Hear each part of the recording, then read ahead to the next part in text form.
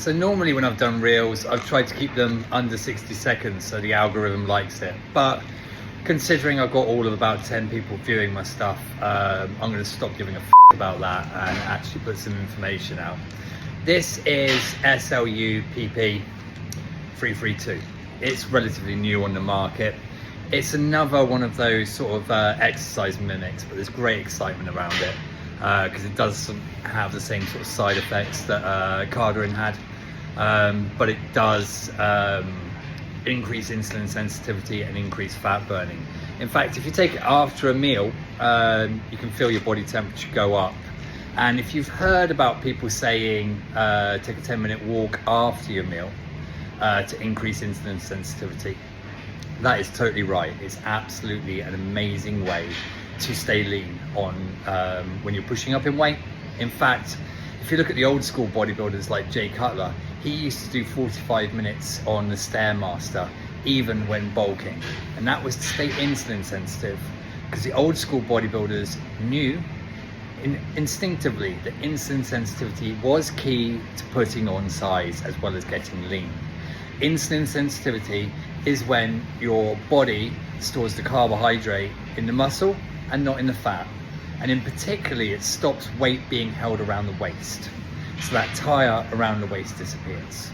So when people say, oh, well, bodybuilders are insulin sensitive anyway because of their muscle mass, so, you know, using retatrutide or SLU is not particularly useful. You should just use these old compounds that jack your heart rate and blood pressure up. Absolutely incorrect in my opinion. They do have their place both in a cut because they're going to make you much more efficient in first the weight that comes off your body. The more you can get your abs through early, the more you're going to be motivated to skim the rest of it off. But also on the way up, you're going to be able to put on mass for longer. And that is literally the goal of a mass gaining cycle, is to get it as long as possible. It's this jerking around from going from a cut to a bulk all the time that really stops progress. So we do want to be using these products are important, and especially important if you're wanting to use growth hormone. Now, growth hormone, how effective it is, if we look at the last Mr. Olympia that didn't use growth hormone on mats, would be Lee Hanley, going on stage at 230-ish. And then we look at the bodybuilders now, or the bodybuilders after growth hormone, Dorian Yates and so on, they're all going on stage 260 to 300. So that is just how big a deal that compound is. But its main negative side effect is that it decreases insulin sensitivity.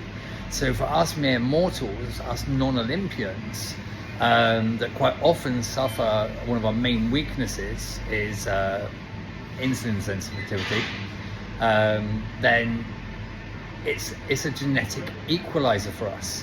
It helps us have the same sort of genetics as these naturally good bodybuilders. Now, if you're getting your information off one of these naturally good bodybuilders, of course they're not going to need it, are they? They just need a low dose of gear and growth, and off they go.